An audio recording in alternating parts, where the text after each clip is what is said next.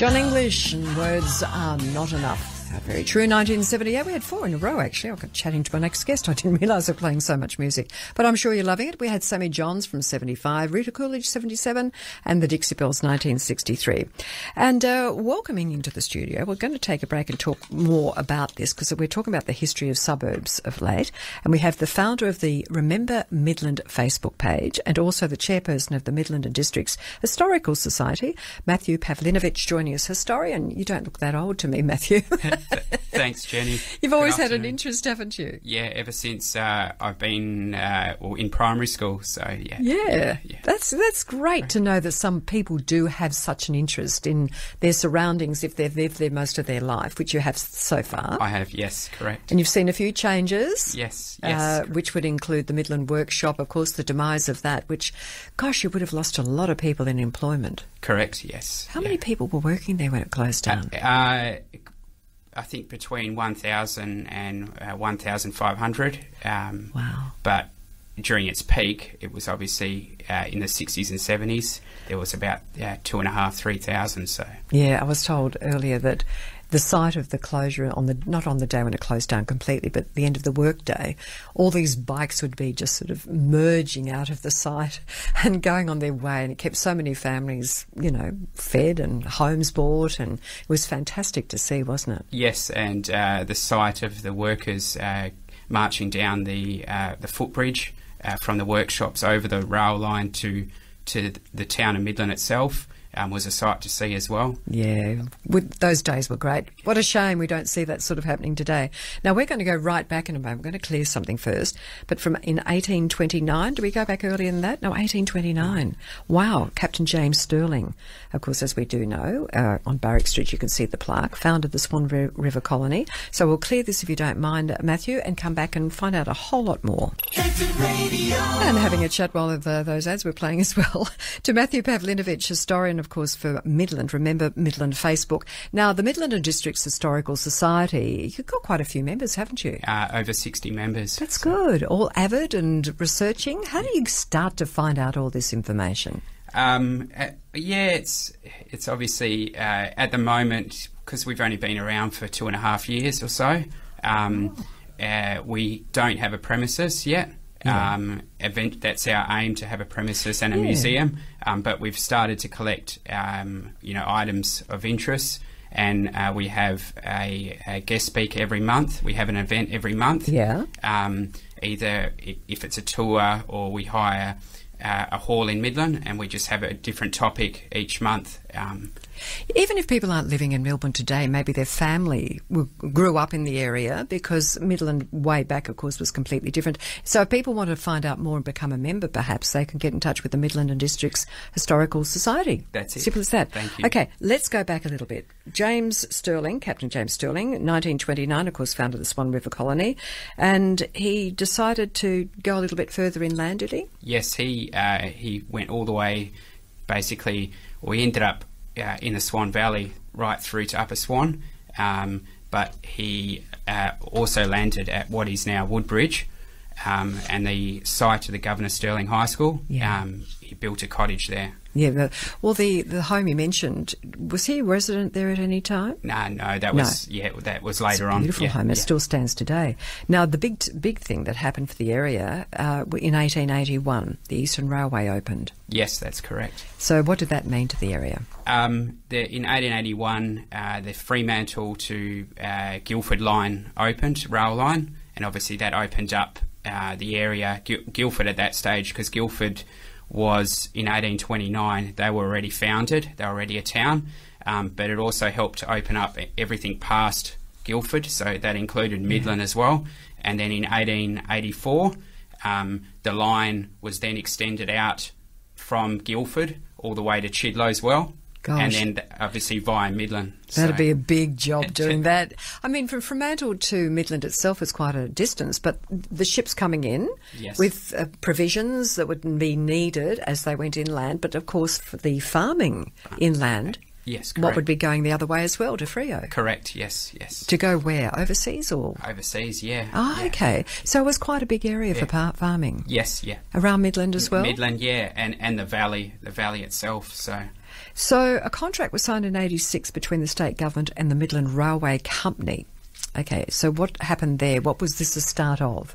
So basically, the Midland Railway Company of Western Australia was formed.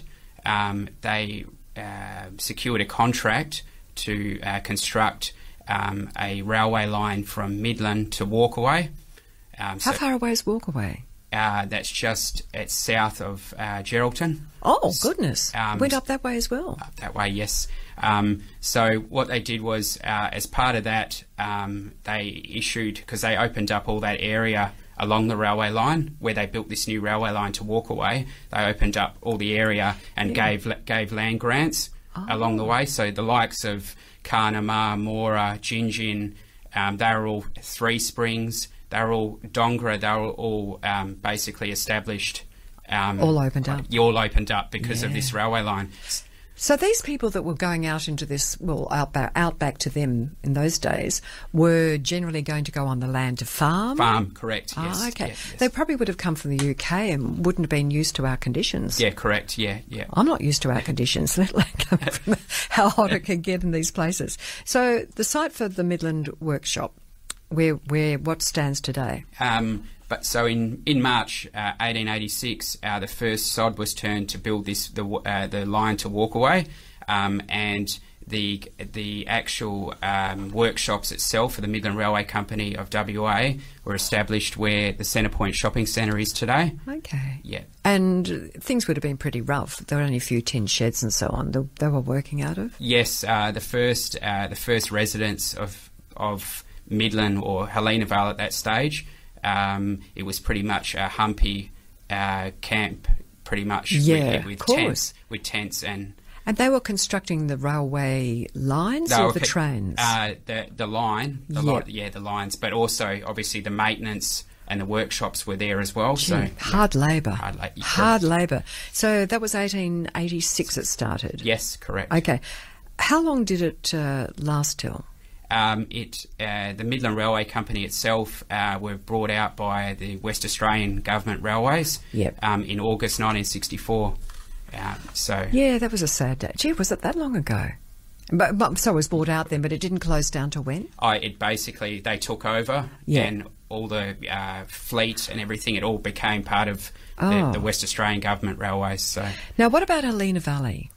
Or Helena Vale. Helena Vale. Yep.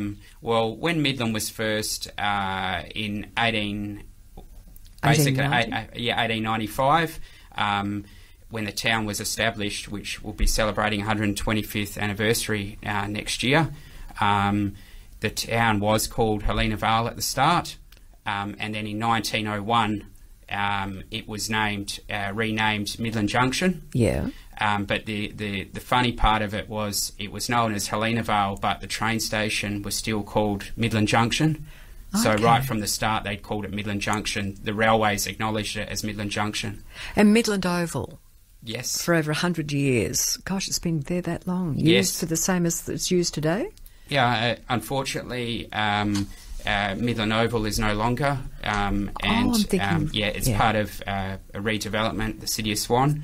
But it was given to the people of Midland in 1901 because when Midland was first established, there it wasn't planned well, and there wasn't public open space, and so one of the early landowner, William Byerswood, he gave the land, which was Midland Oval, he gave that to the community. Oh, okay. Yeah. What about roads, that sort of thing? Are we talking horse and buggy? I guess we are, of course. Of course, yes. Just dirt roads all the way through? Yeah, pretty much just dirt roads, yeah. To do a trip on the road, or whatever you call it, track, from Guildford to Fremantle would have taken days, wouldn't it? I think probably the roads from Guildford to Fremantle were probably a little bit more advanced, but probably as you went out to Midland, they were less advanced. Big job. Yeah. Now, a number of churches were established. Correct. In the 1900s, the early 1900s. What were they? The Church of Accession at the Anglican Church in Midland, they were established, and the St Bridget's Church was also established with a convent. That's a Catholic church, and we had a few other churches as well in that time. that was with more people coming in to live down the area there. Correct. So apart from farming, what sort of the workshop they would have worked in. So yes, that would have brought them there. Correct. And the town hall opened in 1906. Correct. Yes. Wow. Yes. Yeah. It stands today. Still. Beautiful building. 1910, the sale yards opened. Correct. Doing what? Basically, it provided the agricultural area, so from not just the surrounding parts of Midland, but obviously the wheat belt and the state. Yeah. Everyone brought their cattle and their the sheep and the pigs. They all came to and obviously they sold them off from there. Yeah, that makes sense. And the courthouse, that would have been needed, I would have think. Yes. And the library opened? Correct, yes. Unfortunately, the Carnegie Library was destroyed in 1968, so that didn't, that's no longer standing. What, demolished, was Demolished, it? yep. It's a shame. But within the triangle, the civic triangle of Midland, there's still the town hall, the post office and the courthouse all in one. The 1913, the post office opened. Correct. That would have been very necessary. But the funny story with the post office is we're on our second post office in Midland because they built a nice one to start off with, and then they worked out, it was too small, so they just demolished it, and this was earlier on, and they built the one we've got now. Okay, so and that's still standing, still okay. That's yes. good. And the abattoirs opened in 1914. Correct, yeah, and obviously they were next door to the sales yard, so pretty much they serviced each other. Okay. Oh, yeah, no, horrible, but still. 1923, the War Memorial clock on the town hall was constructed. Correct, yeah. That was the town hall was originally built just with a dome. Yeah. And then, in 1923, they, in recognition of the fallen from Midland, they put the clock tower on it.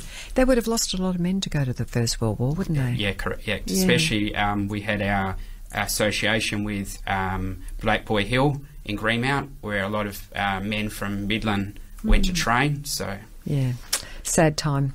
Sport, huge area for sport, yes. Always has been. Correct. Yes, and still today. Yes. And post-World War II, a boom in homes getting built with new immigrants, you're right, mainly from Italy, Croatia and Poland. Yeah, that's correct. Basically, that was obviously the migrants at that time came in. But the homes that got built started basically the outer parts of Midland started to get established. Started to push out. Yeah. So how far out do we have Midland covered?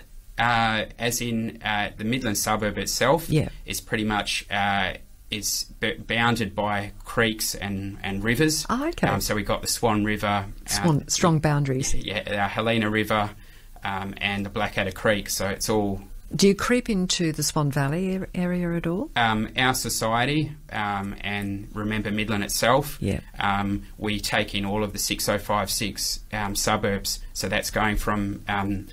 the eastern side of the Swan Valley, so your Baskerville and Herne Hill and Upper Swan, plus then you get down to Swanview, Greenmount, Helena Valley, all that area as well. Big area too. Now, the Swan District Hospital was very needed. Correct, yes. In 1954. And the wheat silo opened. You had a wheat silo there. Yes. Interesting story. The wheat silo was built. They brought Italian migrants from Geelong to the area. To construct this because they were the only ones that knew how to build anything like it. That lasted for 50 years, and it was demolished about 4 years ago. You don't, at the time back then, you wouldn't have thought that things like this would be fantastically interesting years and years on. So what we're doing today, we probably should still be putting things aside and making sure that right down the track people can have a look and listen to what we were doing as well. Mind you, they may not want to. Midland Junction becomes Midland in 61. That's correct. Why did they change it from Midland Junction? I think it was because I think the railways, because the original junction was you had the Midland Railway Company line. You had basically there was 4 lines coming out of Midland. That all met in Midland. So, okay, and that wasn't the case anymore. 64. What happened? The workshops was taken over, you mentioned before, didn't you? Correct, yes. And it was all closed. And so what was the impact, do you think, on the people in the area when that happened? I think the Midland Railway Company, it had a little impact on. I think not as significant as the WA government railway workshops, which closed in '94, because obviously they had more workers. So. And the abattoir closed in '81. Correct, yes. Okay, and the Helena Vale racecourse closed as well. Yes, we had a racecourse on Great Eastern Highway. Yeah, Remember that. Midland Gate Open Challenge for the traditional heart of Midland, the Midland Gate Shopping Centre, correct? Yes. In the 80s. Yes, in the 80s. That's when Midland started. The landscape, the traditional heart of Midland started to develop. Yeah. Midland Gate obviously was a shopping centre that was by itself. Yep. So it obviously brought challenges to the older part of Midland. It would with the smaller shops, the retail outlets. Of course, a big competition with the big shopping centres, and it's bigger and better than ever, isn't it? That's it. It's yes, huge, correct. Isn't it? Now, I didn't know the Great Northern Highway closed in '93. Yes, that was probably that was. Let's just say it wasn't a good planning decision, No. and it still impacts today the old part of Midland. So Okay, I thought the Great Northern Highway was still open. what they did was they closed it in front of where Landgate is now. Oh, Yeah, I yeah. see what you're saying. Yeah. Just a portion Sure, of it. but yeah. Okay. And the workshops closed in '94. Yeah, the WA government. And you've workshops. said here it was the hardest time in the history of Midland. Yeah. Yeah, you're right. I think everyone would have reeled it. I think even if you didn't live there, you felt for everybody. You know, where did they go for work and that sort of thing after? Because they would have specialised in that sort of work, wouldn't they? Correct. Yeah, everyone had their own trade, and I think it impacted the businesses as well in the area. So what's the main employment down there now, do you think? Basically, it's retail and health, medical. We've got the St John of God Hospital, the new hospital that's opened at the WA government workshops. Plus, there's other medical specialists and stuff, and we've also got the Curtin Medical School, which is open. So, fantastic! Gosh, you've done a lot of work. Good on you for doing that. I mean, you know, everything's going through a bit of a financial crisis at the moment. No one's untouched by that. But Midland's striving ahead and everyone's happy, and hopefully it'll just glow like everyone else in the future. Thank you. Well, you know, you can only hope, can't you, Matthew? That was fabulous. And if people want to know more about you, the Midland and Districts Historical Society, they can Google that. And the Facebook page. And Facebook, yeah. Remember, Midland is what it's called. Well, we need young blokes like you keeping it alive. Thank you for joining us. Thank you. Thank you, David Cassidy. Right now, we've just been speaking to Matthew Pavlinovich.